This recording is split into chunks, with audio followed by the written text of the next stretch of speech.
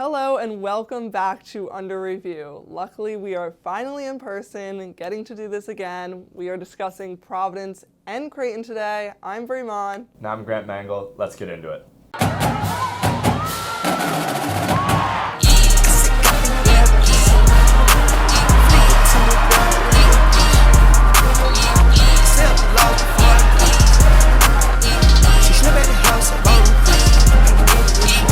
So first with that Providence game, coming off of that DePaul win, but not a lot happened. The only thing is it was a little too close for comfort. I think the score margin was around 8 points, but there's not a lot to talk about from that game.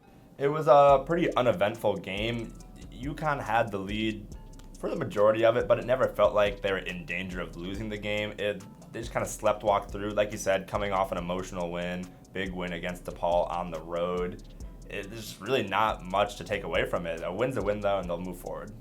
Then moving on to that Creighton game. Creighton is one of those higher-ranked Big East teams, so we knew it would be kind of a battle. And then coming into the game, we find out Gino Auriemma is sidelined. Not only do we have a short bench, but we're short a coach. And along with that, Dorka Juhász out for the foot. UConn just can't catch a break. It's been all year long. It's been the story game after game after game. They just can't get everyone healthy, including the coaching staff now. But CD steps in. She's been prepared for this. Been here over 30 years alongside Coach Gino Auriemma, and they got the win here. And she moves to 13-0 all time when having to step in as the head coach. She could have left a long time ago to coach her own team, but I love the loyalty. She loves this program, and when she's needed, she does everything and more. Although we ended with a win, it was quite a rocky start. We were down by 6, I think, to start the game, and then at one point we're down by 12. A lot of weaknesses, a lot of turnovers. What did you kind of take away from that first half? It was a really slow start, which has honestly been the opposite of what we're used to. In the games that we've lost, it's been you get up early. We saw Oregon, we were up 10-0 early, and then collapsed, and they took over. A little bit fatigued there and all that stuff. Here, it was kind of the opposite. They got up early, they threw the first punch, and then late in that second quarter, there was that crucial run that was capped off by Anika steal and a bucket to cut it to 2 at the half. And I think that going from 6 or 8 points down to a 2-point game at the half was really crucial and helped them with their confidence going into the second half. Definitely the momentum picked up in the second half, but that first half definitely had a lot of weaknesses. Just been seeing that we don't have a lot of ball direction, correct ball movement, but did see some leadership out of Avina Westbrook towards the end, kind of seeing that old Avina.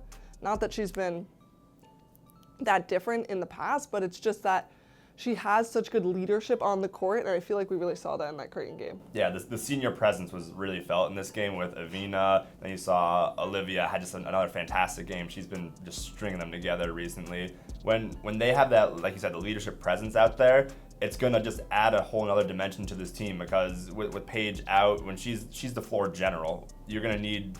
We don't have that floor general without her, so we're going to need people to step up in other ways of leading, and the seniors have done a great job of that, especially against Creighton.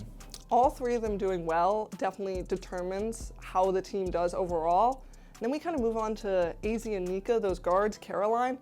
AZ was just tentative to shoot in those first 3 quarters. I think she got 1 shot off, and then she ends the game with like 10 points. So what do you think about that? We saw her come back really strong in that DePaul game. She was a big piece of that victory. But you're right, the last 2 games, she's been pretty quiet overall.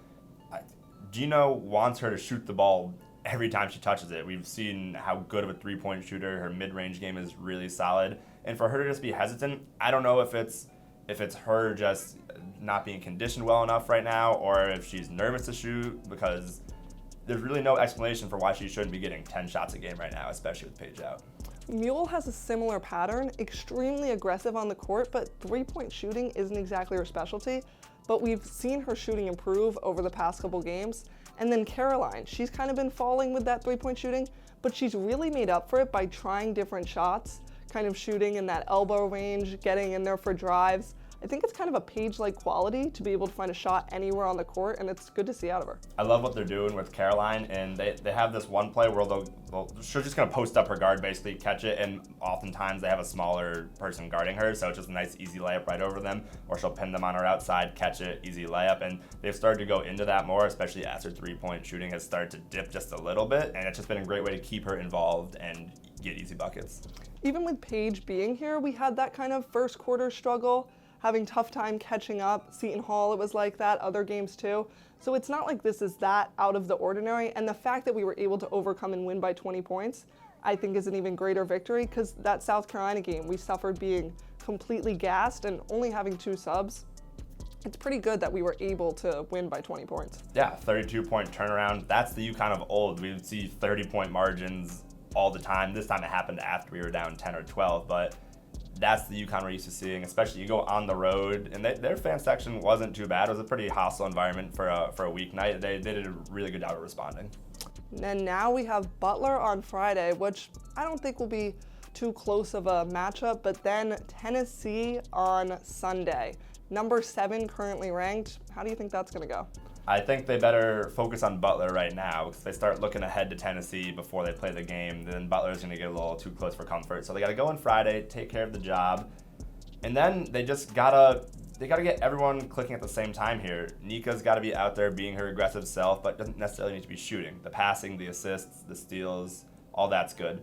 Avina, yeah, it's gonna be an interesting game for her. We saw her go home to Oregon, and she didn't look her best there. This is another kind of, not a homecoming in a way, but this was her school at first, so she's got to go out there and just play her game. And Kristen's just got to continue to be aggressive. When she's getting downhill to her left hand is when she's at her best. Those are going to be some keys going into that Tennessee game, I think. I think in that Creighton game, we saw flashes of what UConn was kind of like, even in the tournament, like how we used to have so many fast break plays. And I know Paige was a big contributor of that, but having that ball movement kind of back, even seeing just a glimpse of it, it's kind of what UConn is. And I hope they can start having more confidence in ball handling and movement on the court, because that's what makes us win. That's one thing that Nika Mule does very well, is whenever she gets the rebound or she gets an outlet pass, she gets it up the court as fast as she can, pushes that tempo, and it really puts a lot of stress on the defense. So I love to see when she does that. Her and Kristen are those main fast break players right now, and if we could see that out of other people, we could start getting a lot of those fast break points and have a larger margin against these teams. Absolutely. It's that simple. Okay, and that's all from us here at UCTV. I'm Mahn. And I'm Grant Mengel. Thanks for watching.